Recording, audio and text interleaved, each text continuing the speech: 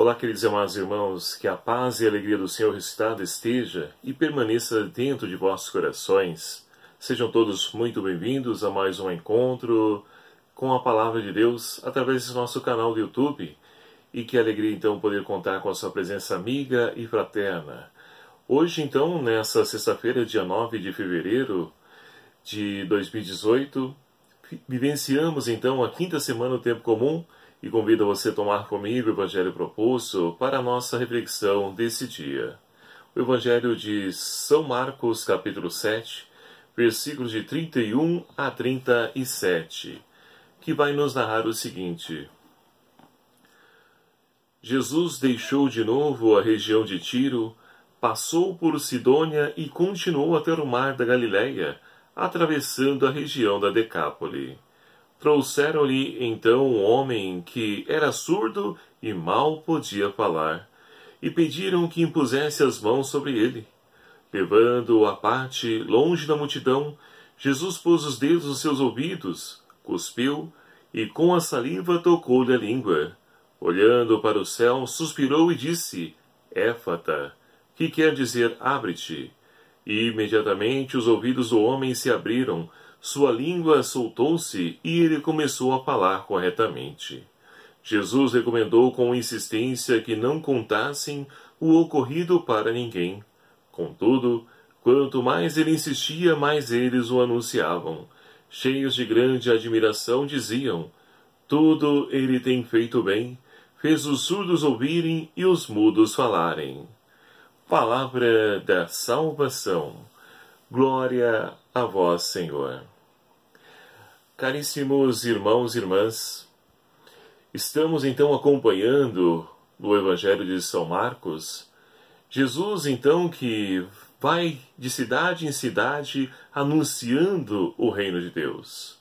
E diante desse anúncio ele se depara com as mais variadas situações, mas principalmente muitas pessoas enfermas, possuídas por espíritos impuros e tantas outras situações. Hoje, mais uma vez, Jesus caminhando, ele então vai ao encontro das pessoas, das suas necessidades, e lhe é apresentado então um homem que é surdo e fala com dificuldades. E assim, as pessoas pedem que Jesus pudesse impor as mãos sobre ele para que ele pudesse então ser curado. E, aparentemente, para nós, Jesus, ele se utiliza de um gesto estranho. Pelo menos assim, a grosso modo, se nós então olharmos, cuspir na mão, tocar na língua da pessoa. Então vamos compreender qual o sentido, o significado desse gesto. Ora, nós sabemos que na cultura judaica, na época de Jesus, a saliva, então, ela possui poder de curar também, devido, então, ao ácido produzido. Mas a saliva também, se nós olharmos, ela também representa para nós o quê? É claro que não nos dias de hoje. Hoje, infelizmente, as coisas andam banalizadas. Mas antigamente você, então, trocava um beijo com as pessoas. E nesse beijo, automaticamente, a saliva era sinal de intimidade. Então aqui Marcos está dizendo o quê? Que esse homem, ele então, por não poder ouvir a palavra de Deus, a voz de Deus, ele não consegue, é claro, se pronunciar, não consegue também falar. E quantas pessoas hoje de hoje nós também temos que não ouvem falar as coisas de Deus, ouvem falar as coisas do mundo.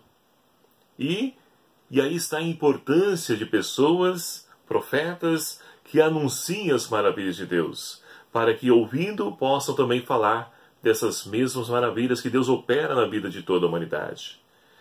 Então esse homem precisa crescer nessa caminhada, nesse encontro com Cristo, a ponto de ter intimidade, para que assim ele possa falar com propriedade daquilo que não ele ouviu dizer ou alguém lhe falou, mas que ele mesmo experimentou. Então nós só podemos falar de fato de algo com propriedade e autoridade se nós experienciamos algo, porque ninguém fala ou ninguém pode dar aquilo que não tem. Porque do contrário, nós vamos ficar na ficção, aquilo que os livros dizem, mas é preciso ir além, é preciso fazer a experiência. E é por isso que quando então Jesus ele chama os primeiros discípulos, ele diz, quando, por exemplo, André pergunta, Mestre, onde moras? Ele diz, então, vinde e vede. Então não basta falar de Jesus, é preciso fazer a experiência, é preciso fazer o encontro com Cristo, vivo e ressuscitado. Então é essa experiência que esse homem surdo faz no Evangelho. E não é à toa, então, que ele começa e Jesus pede, olha, não fale isso para ninguém. E quanto mais ele pede, insiste para não falar, mais ele fala. Imagina uma pessoa que falava com dificuldade ou falava mal, agora tem a cura. Tem a cura dessa doença. Ele, claro, que vai falar pelos cotovelos, como nós dizemos, né? E vai anunciar as maravilhas de Deus, vai testemunhar Jesus Cristo. Então essa experiência que muitos de nós fazemos e que infelizmente então ocultamos, silenciamos, nos calamos, e aí Deus deixa de ser reconhecido não como um milagreiro. E é por isso que Jesus então pede para que eles não anunciem, porque Jesus não quer ser conhecido como alguém que quebra galho, que resolve nossos problemas, mas quer ser conhecido como alguém que tem um projeto de vida e de vida em plenitude para nós.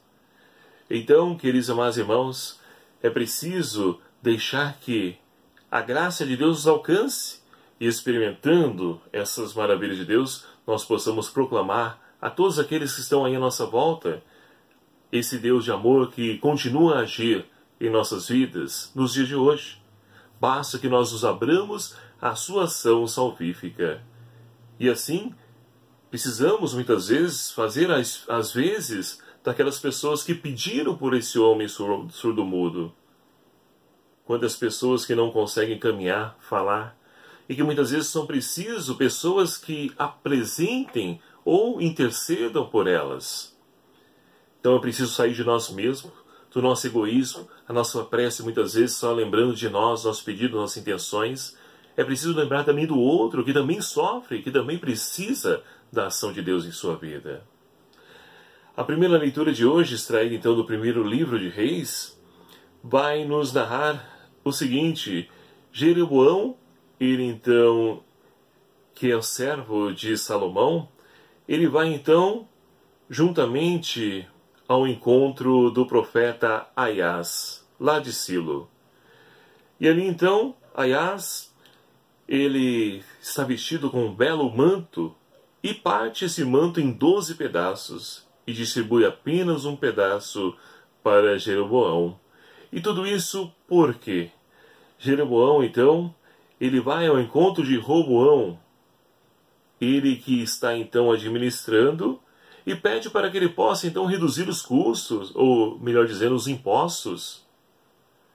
E ele não faz, pelo contrário, ao invés de reduzir, ele dobra, triplica, aumenta o número de impostos, o valor desses mesmos impostos. E assim então sobrepõe um grande fardo pesado sobre o povo de Israel. Ou seja, esse gesto está então simbolizando a divisão do reino. Que é justamente isso que quer dizer esse gesto do profeta Aias, dividindo o manto em 12 pedaços. Mas, em atenção ao amor de Deus pela promessa feita a Davi, Deus não lhe tira então o trono da sua sucessão, mas mantém ainda uma tribo sob a sucessão, a dinastia de Davi. E assim então, meus queridos amados irmãos, é preciso reconhecer que quando nós então não nos abrimos ao projeto de Deus, nós então entramos na lógica do mundo, que é poder então ali sempre lesar o nosso irmão em benefício próprio, esquecendo que o outro também tem direito, que o outro também precisa, tem as mesmas necessidades que eu. E quando nós então nos afastamos do projeto de Deus, nós então deixamos-nos seduzir pelas ideologias impostas pelo mundo, ainda mais nos tempos, esse mundo capitalista com nós estamos inseridos.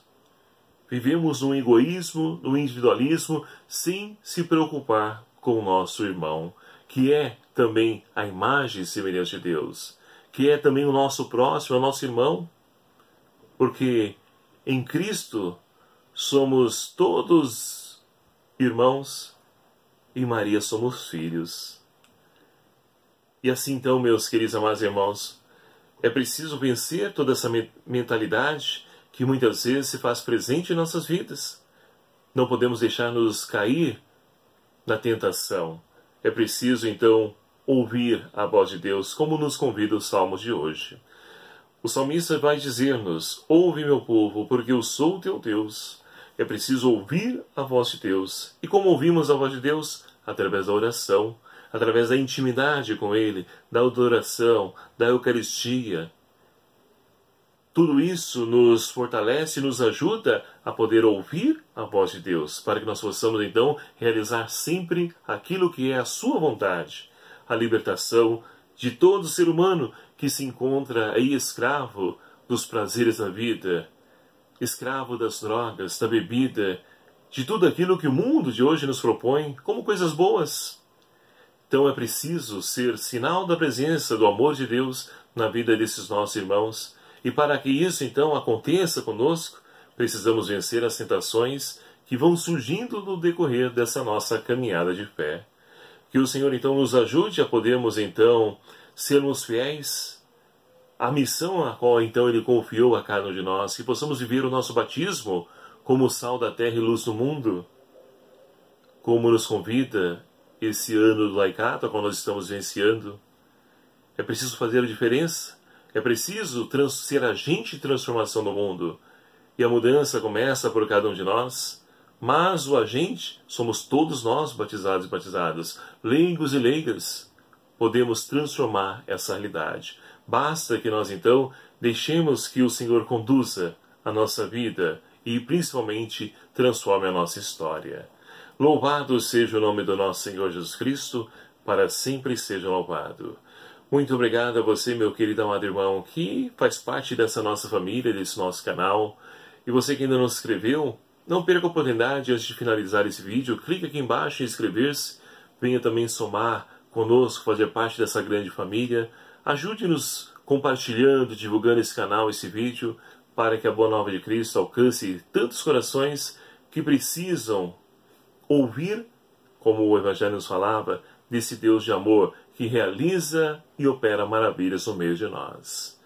O Senhor esteja convosco. Ele está no meio de nós. Por intercessão de São Paulo Apóstolo, abençoe-vos Deus Todo-Poderoso, Pai, Filho e o Espírito Santo. Amém. Um abraço a cada um de vocês. Até o próximo vídeo, se o Senhor assim nos permitir. Espero por você.